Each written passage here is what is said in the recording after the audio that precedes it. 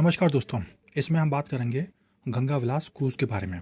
तो 13 जनवरी शुक्रवार को सुबह 10:30 बजे वीडियो कॉन्फ्रेंसिंग के जरिए भारत के प्रधानमंत्री ने वाराणसी में विश्व की सबसे लंबी नदी क्रूज़ एमवी गंगा विलास को झंडी दिखाकर रवाना कर दिया। इस आयोजन के दौरान प्रधानमंत्री ने क्या करा, वाराणसी में टेंट सिटी का भी उद्घाटन किया और कई अन्य अंतर्देशीय जलमार्ग परियोजनाओं की भी आधारशिला इन्हें रखी। परिचय क्या है इसका? तो क्रूज़ का प्रबंधन निजी ऑपरेटरों द्वारा किया जा रहा है और जहाज रानी बंदरगाह और जलमार्ग मंत्रालय के अंतर्गत भारतीय अंतर्देशीय जलमार्ग प्राधिकरण ने इस परियोजना का समर्थन किया है।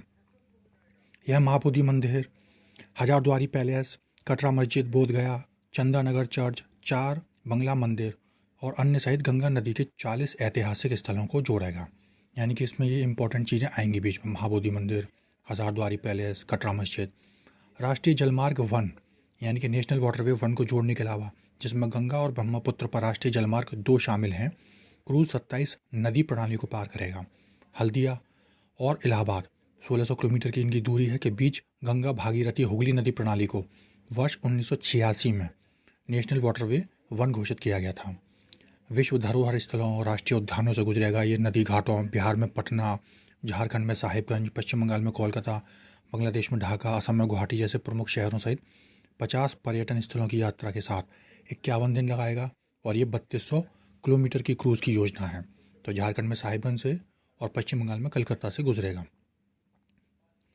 इसके अलावा 1000 करोड़ से अधिक की कई अंतर्देशीय जलमार्ग परियोजनाओं का बाद में लोकार्पण और शिलान्यास भी करेंगे प्रधानमंत्री। इसमें हल्दिया में क्या है, मल्टी मॉडल टर्मिनल बनाया जाएगा। यूपी को 4 जेटी मिलेंगे और बिहार को 5 घाट मिलेंगे। तो देखते हैं चलिए कि बंगाल में हल्दिया मल्टी मॉडल टर्मिनल के उद्घाटन के बाद क्या होगा।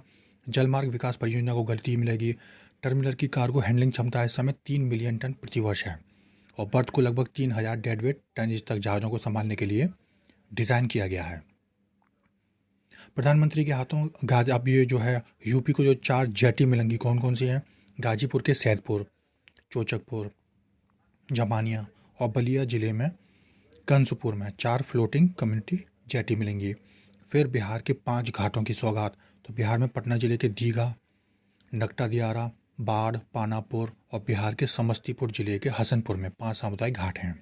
पीएम बनारस से गुवाहाटी में पूर्वोत्तर के लिए समुद्री कौशल विकास केंद्र का भी उद्घाटन करेंगे। महत्व क्या है? यह सेक्टर प्रदेश के भीतर रोजगार के अवसरों में वृद्धि कराएगा। फिर यह पर्यटन को बढ़ावा देगी और भारत के लिए पर्यटन क्षेत्र में एक नवीन युग का भी प्रारंभ करेगी। क्रूज को दुनिया के सामने भारत के सर्वश्रेष्ठ प्रदर्शन के लिए तैयार किया गया है। यह विदेशी पर्यटकों को एक बेहतरीन अनुभव कराएगी। तो यात्रा शुरू होगा और भारत और बांग्लादेश की कला, संस्कृति, इतिहास, आध्यात्मिकता में शामिल होने का अवसर प्रदान करेगी। फिर भारतीय अंतर्देशीय जलमार्ग प्राधिकरण क्या है? यह शिपिंग और नेविगेशन के लिए अंतर्देशीय जलमार्गों के विकास और विनियमन हेतु 27 अक्टूबर 1986 को अस्तित्व में आया था। यह मुख्य रूप से शिपिंग मंत्रालय से अनुदान प्राप्त करता है और राष्ट्रीय जलमार्गों पर इनलैंड वाटर ट्रांसपोर्ट के बुनियादी ढांचे के विकास और रखरखाव के लिए परियोजनाएं शुरू करता है। इसका मुख्यालय कहाँ है? नोएडा में। और पटना, कोलकाता, गुवाहाटी और कोच्चि में इसके क्षेत्रीय कार्यालय हैं और तथा संपूर्ण भारत के अन्य स्थानों पर इसके उप कार्यालय भी हैं। तो ये था topic. Thank you very much.